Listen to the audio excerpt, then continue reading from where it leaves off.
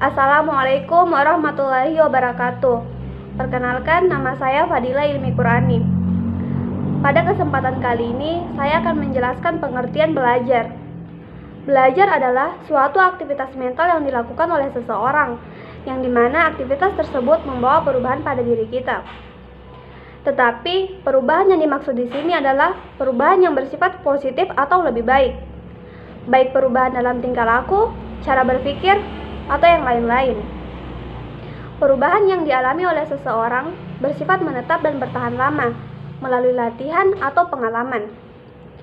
Sesuatu dikatakan belajar apabila memenuhi beberapa kriteria.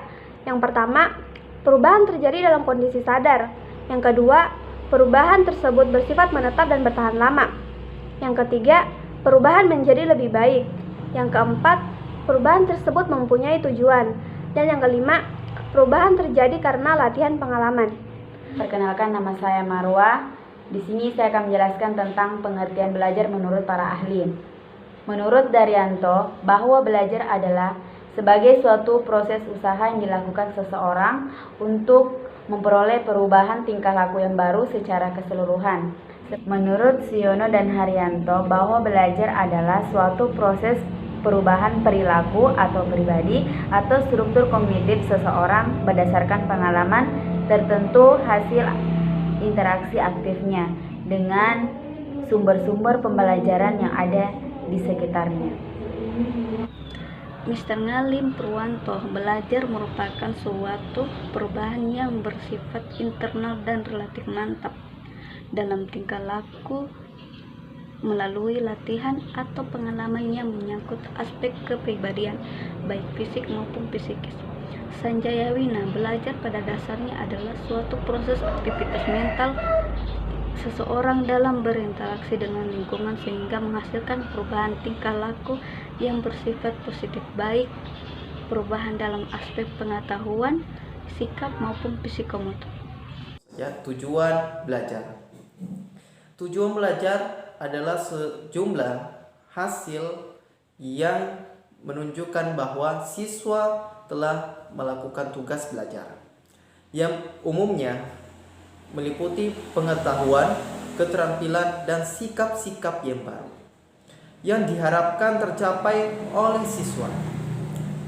Tujuan belajar adalah suatu deskripsi mengenai tingkah laku yang diharapkan tercapai oleh siswa setelah berlangsungnya proses belajar.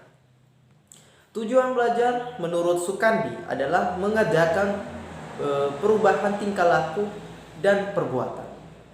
Perubahan itu dapat dinyatakan sebagai suatu kecakapan keterampilan, kebiasaan, sikap, pengertian sebagai pengetahuan atau penerimaan dan penghargaan.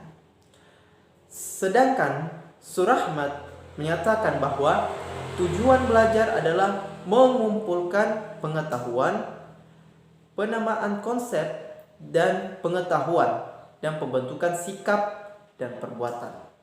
Tujuan belajar terdiri dari 3 konsep, yaitu tingkah laku terminal, kondisi-kondisi tes, dan standar perilaku. Berikut adalah komponen-komponen belajar. Yang pertama, tingkah laku terminal adalah komponen tujuan belajar yang menentukan tingkah laku siswa setelah belajar. Tingkah laku itu merupakan bagian tujuan yang menunjuk pada hasil yang diharapkan dalam belajar. Yang kedua, kondisi-kondisi tes. Komponen ini menentukan situasi yang dimana siswa dituntut untuk mempertunjukkan tingkah laku terminal. Kondisi-kondisi tersebut perlu disiapkan oleh guru karena sering terjadi ulangan atau ujian yang diberikan oleh guru tidak sesuai dengan materi belajar yang telah diberikan sebelumnya. Ada 3 komponen yang dapat mempengaruhi perilaku saat tes. Yang pertama, alat dan sumber yang harus digunakan oleh siswa dalam upaya mempersiapkan diri untuk menempuh suatu tes. Misalnya, buku. Yang kedua, tantangan yang disediakan terhadap siswa. Misalnya, pembatasan waktu untuk mengerjakan tes. Ketiga, menyajikan informasi, misalnya dengan tulisan atau dengan rekaman dan lain-lain. Yang ketiga, ukuran-ukuran perilaku. Komponen ini merupakan suatu pernyataan tentang ukuran yang digunakan untuk membuat pertimbangan mengenai perilaku siswa. Suatu ukuran menentukan tingkat minimal perilaku yang dapat diterima sebagai bukti bahwa siswa telah mencapai tujuan. Misalnya, siswa telah dapat memecah suatu masalah dalam waktu 10 menit. Ukuran-ukuran perilaku tersebut dirumuskan dalam bentuk tingkah laku yang harus dikerjakan sebagai lambang tertentu, atau ketepatan tingkah laku, atau jumlah kesalahan, atau kedapatan melakukan tindakan, atau kesesuaiannya dalam teori tersebut. Unsur-unsur belajar.